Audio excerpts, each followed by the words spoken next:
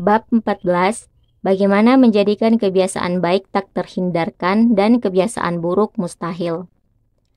Pada musim panas 1830, Victor Hugo merasa mustahil memenuhi tenggat yang telah ditentukan. 12 bulan sebelumnya, pengarang Prancis itu menjanjikan buku baru kepada penerbitnya. Namun alih-alih menulis, ia menghabiskan tahun itu untuk proyek lain, menghibur tamu-tamunya, dan membuat penulisan naskahnya terbengkalai. Kesal melihat kenyataan itu, penerbit Hugo menanggapi dengan menetapkan tenggat kurang dari 6 bulan. Buku itu harus selesai pada Februari 1831. Hugo meracik rencana yang ganjil untuk memerangi kecenderungan menunda kewajiban. Ia mengumpulkan semua pakaian dan menyuruh asistennya menyimpan semua itu di sebuah koper besar. Tidak ada yang tersisa kecuali sehelai syal besar. Karena tidak memiliki baju yang pantas untuk pergi keluar rumah, ia tetap di ruang kerjanya dan menulis habis-habisan selama musim gugur dan musim dingin 1830. The Hunchback of Notre Dame terbit 2 minggu lebih awal pada 14 Januari 1831. Terkadang, kesuksesan itu hampir seperti menjadikan kebiasaan-kebiasaan baik sebagai sesuatu yang mudah dan kebiasaan-kebiasaan buruk sebagai sesuatu yang sulit. Ini kebalikan dari hukum ketiga perubahan perilaku, menjadikannya sulit. Jika terus-menerus mengalami kesulitan dalam mewujudkan rencana-rencana Anda bisa mengambil contoh dari Victor Hugo dan menjadikan kebiasaan-kebiasaan buruk lebih sulit dengan menciptakan sesuatu yang oleh psikolog disebut alat penjaga komitmen. Alat penjaga komitmen adalah pilihan yang Anda buat saat ini untuk mengendalikan aksi-aksi Anda pada masa mendatang. Ini cara untuk menelikum perilaku di masa mendatang, membuat Anda hanya menjalankan kebiasaan baik dan membatasi Anda dari kebiasaan buruk. Ketika Victor Hugo menjauhkan pakaian resminya supaya bisa berfokus menulis, ia menciptakan alat penjaga komitmen. Ada banyak cara untuk membuat alat penjaga komitmen. Anda dapat mengurangi makan berlebih dengan membeli bahan makanan dalam kemasan kecil, bukan kemasan besar. Anda dapat secara sukarela memasukkan diri ke daftar orang terlarang di situs judi online agar tidak dapat masuk ke situs itu di masa mendatang. Saya bahkan pernah mendengar atlet yang harus mengatur berat badan untuk ikut dalam kompetisi memilih meninggalkan dompet di rumah selama seminggu sebelum penimbangan supaya tidak tergoda untuk membeli makanan cepat saji. Contoh lain, teman saya yang juga sesama pakar kebiasaan, Nir Eyal, membeli outlet timer, yaitu alat pengatur waktu yang dipasang di antara router internet dan colokan listrik. Pada pukul 22 setiap hari, outlet timer itu memutus aliran listrik ke router. Ketika internet menghilang, semua orang tahu itu waktunya berangkat tidur. Alat penjaga komitmen bermanfaat karena memungkinkan Anda mengambil keuntungan dari tujuan-tujuan baik sebelum Anda berisiko jatuh ke dalam godaan. Setiap kali berusaha mengurangi asupan kalori, misalnya, saya akan meminta pelayan mengambil separuh dari jatah saya sebelum disajikan. Kalau saya menunggu sampai pesanan datang lalu berkata pada diri sendiri, aku hanya akan makan setengahnya, itu tidak akan pernah berhasil. Yang penting adalah mengubah tugas sehingga diperlukan upaya lebih banyak untuk menyimpang dari kebiasaan baik daripada untuk memulainya. Bila merasa termotivasi untuk mempertahankan bentuk tubuh, daftarkan diri ke latihan yoga dan datanglah sebelum latihan dimulai. Jika berhasrat sekali untuk memulai bisnis, hubungi pengusaha yang Anda hormati dan minta jadwal untuk berkonsultasi.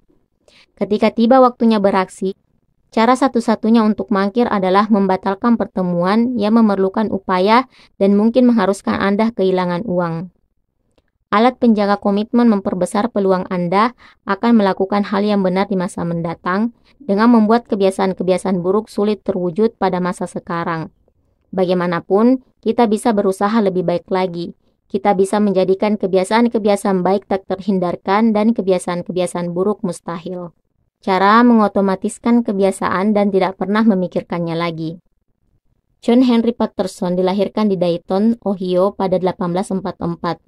Ia menghabiskan masa kanak-kanak melakukan kewajiban di pertanian keluarga dan penggergajian ayahnya. Setelah bersekolah di Dartmouth, Patterson kembali ke Ohio dan membuka toko perbekalan kecil untuk pekerja tambang. Kelihatannya peluang yang bagus. Tokonya hampir tidak mempunyai saingan dan pembelinya stabil, tapi pendapatannya tak kunjung membaik.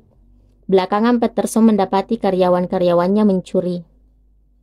Pada pertengahan 1800-an, pencurian oleh karyawan adalah masalah yang umum. Bukti pembayaran disimpan di laci terbuka dan dapat dengan mudah diubah atau dihilangkan.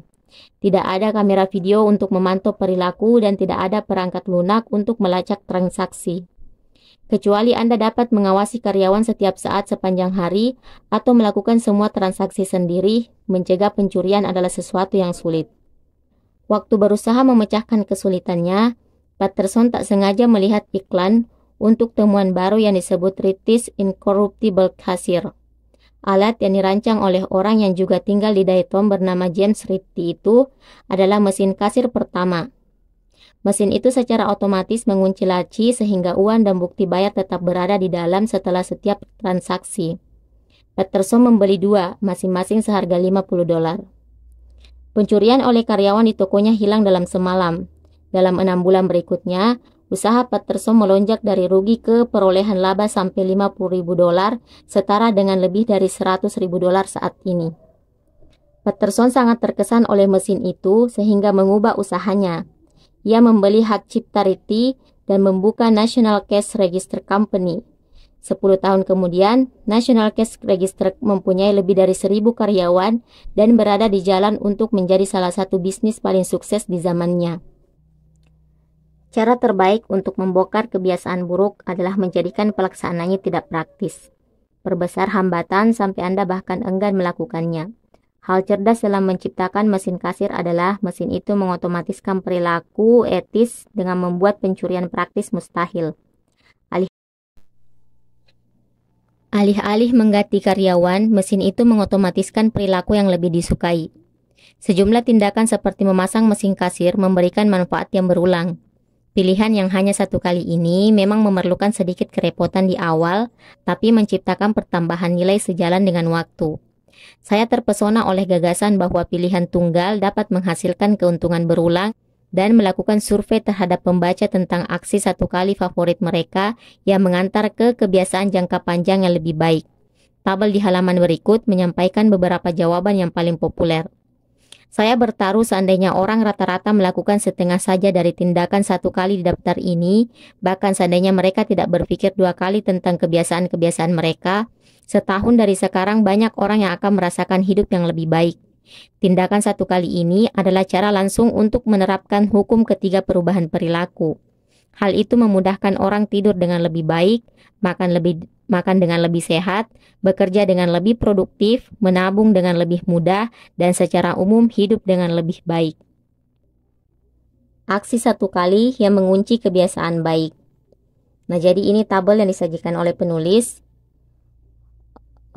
Judul yang pertama itu nutrisi, kemudian yang kedua kebahagiaan. Misalnya di baris pertama, membeli penyaring air untuk membersihkan air minum. Memakai piring lebih kecil untuk mengurangi asupan kalori. Jadi ini terkait nutrisi. Adapun untuk terkait kebahagiaan, misalnya mengadopsi hewan peliharaan, pindah ke lingkungan yang lebih ramah dan akrab. Adapun untuk kebiasaan tidur, misalnya membeli kasur yang bagus, membeli tirai gelap, memindahkan televisi dari kamar tidur. Kemudian untuk kesehatan umum, misalnya menerima vaksinasi, membeli sepatu bagus untuk menghindari nyeri punggung, membeli kursi yang ekonomis atau meja untuk bekerja sambil berdiri. Dan untuk produktivitas, misalnya berhenti berlangganan email, mematikan notifikasi dan mematikan suara kelompok ngobrol, menyetel ponsel kemudian tidak bersuara, menggunakan filter email untuk membersihkan inbox, menghapus aplikasi game dan media sosial. Tentu saja ada banyak cara untuk mengotomatiskan kebiasaan-kebiasaan bagus dan menghilangkan kebiasaan-kebiasaan buruk. Umumnya, cara itu melibatkan teknologi untuk membantu Anda. Teknologi dapat mengubah aksi-aksi yang biasanya sulit, menyebalkan, dan rumit menjadi perilaku-perilaku yang mudah, tidak merepotkan, dan sederhana. Teknologi adalah cara yang paling andal dan efektif untuk menjamin perilaku yang benar. Ini terutama berguna untuk perilaku-perilaku yang kebetulan jarang sekali menjadi kebiasaan. Hal-hal yang harus Anda lakukan sebulan sekali atau setahun sekali, seperti menyeimbangkan kembali portofolio investasi Anda, tidak pernah diulang cukup sering sampai menjadi kebiasaan. Jadi dapat secara khusus memanfaatkan teknologi untuk mengingat bagi Anda. Contoh-contoh lain meliputi misalnya pengobatan, resep dapat diarsipkan secara otomatis. Keuangan pribadi, karyawan dapat menabung untuk pensiun dengan memotong upah secara otomatis. Memasak, layanan pengiriman makanan dapat menggantikan acara belanja ke pasar. Produktivitas, perambahan media sosial dapat dihilangkan dengan mengeblok situs web yang bersangkutan. Ketika mengotomatiskan sebanyak mungkin kehidupan Anda dapat mengerahkan usaha pada tugas-tugas yang belum bisa dilakukan oleh mesin. Tiap kebiasaan yang kita serahkan pada otoritas teknologi membebaskan waktu dan energi kita untuk tahap pertumbuhan berikutnya. Seperti yang ditulis oleh matematikawan dan filsuf Albert Noot, peradaban maju dengan memperbanyak jumlah operasi yang dapat kita kerjakan tanpa memikirkannya. Tentu saja, kekuatan teknologi juga dapat merugikan kita. Menonton secara maraton menjadi kebiasaan ketika Anda harus mengerahkan lebih banyak energi untuk berhenti melihat layar daripada lanjut mengerjakannya. Alih-alih mengharuskan kita memijit tombol untuk melanjutkan ke episode berikutnya, Netflix atau YouTube mengaktifkan autoplay bagi Anda. Yang diminta dari Anda hanya membiarkan mata tetap terbuka. Teknologi menciptakan tingkat kenyamanan yang memungkinkan Anda beraksi dengan petunjuk-petunjuk dan keinginan-keinginan yang minimal. Cukup dengan merasa lapar, Anda bisa mendapatkan makanan yang dikirim sampai ke pintu. Cukup dengan merasa bosan, Anda dapat tersesat di tengah hutan rimba media sosial. Ketika upaya yang diperlukan untuk mewujudkan keinginan Anda menjadi hampir sama dengan nol, Anda tanpa sadar dapat hanyut oleh dorongan apapun yang muncul pada saat itu. Sisi buruk otomatisasi adalah kita bisa mendapati diri beralih dari aksi mudah satu ke aksi mudah berikutnya tanpa menyediakan waktu untuk yang lebih sulit. Padahal mungkin yang sulit itu akan memberikan ganjaran yang lebih besar. Anda seringkali tanpa sadar merasakan ketergantungan yang sangat besar terhadap media sosial ketika sistem itu sedang mati. Itu karena ketika merasa bosan meski hanya sepersekian detik, Anda langsung mengambil ponsel. Mudah bagi kita untuk mengabaikan distraksi minor ini sebagai hanya untuk selingan kok. Tapi sejalan dengan waktu, pengabaian ini dapat terakumulasi menjadi masalah serius. Pembelaan terus-menerus untuk alasan hanya 1 menit lagi dapat menghalangi saya mengerjakan apapun yang terbilang sulit. Saya tidak sendirian. Banyak orang menghabiskan lebih dari 2 jam per hari di media sosial. Apa yang dapat Anda perbuat dengan 600 jam tambahan per tahun? Sepanjang tahun ketika sedang menulis buku ini, saya bereksperimen dengan strategi manajemen waktu baru. Setiap Senin, asisten saya mereset password di semua akun media sosial saya, membuat saya tidak dapat mengaksesnya. Sepanjang minggu saya bekerja tanpa gangguan. Pada hari Jumat, ia mengirimkan password baru kepada saya. Saya mempunyai seluruh akhir pekan untuk menikmati apa yang ditawarkan oleh media sosial. Sampai Senin pagi ketika ia mengganti password lagi.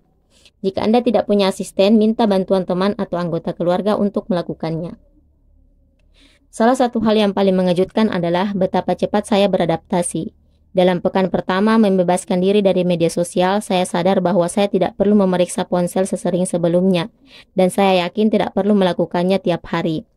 Sebelumnya, hal itu begitu mudah sehingga menjadi pilihan utama. Begitu kebiasaan buruk saya menjadi mustahil, saya mendapati sesungguhnya saya memang memiliki motivasi untuk melakukan hal-hal yang lebih bermakna. Setelah menghilangkan godaan mental dari lingkungan saya, makan makanan yang sehat menjadi jauh lebih mudah bagi saya. Ketika bekerja untuk kebaikan Anda, otomatisasi dapat menjadikan kebiasaan-kebiasaan baik tak terhindarkan dan kebiasaan-kebiasaan buruk mustahil. Ini cara yang paling baik untuk mengunci perilaku di masa mendatang, alih-alih mengandalkan kekuatan kemauan pada saat ini. Dengan memanfaatkan alat penjaga komitmen, keputusan satu kali yang strategis, dan teknologi, Anda dapat menciptakan lingkungan yang tak terhindarkan. Ruang tempat kebiasaan-kebiasaan baik tidak hanya sesuatu yang Anda harapkan, tapi juga yang secara virtual terjamin. Ringkasan bab, kebalikan hukum ketiga perubahan perilaku adalah menjadikannya sulit. Alat penjaga komitmen adalah pilihan pada masa sekarang yang mengunci perilaku lebih baik di masa mendatang. Cara terbaik untuk mengunci perilaku di masa mendatang adalah mengotomatiskan kebiasaan-kebiasaan Anda. Pilihan satu kali seperti membeli kasur yang lebih bermutu atau mendaftar ke program tabungan otomatis adalah aksi tunggal yang mengotomatiskan kebiasaan-kebiasaan di masa mendatang dan meningkatkan ganjaran sejalan dengan waktu. Menggunakan teknologi untuk mengotomatiskan kebiasaan adalah cara yang paling andal dan efektif untuk menjamin perilaku yang benar.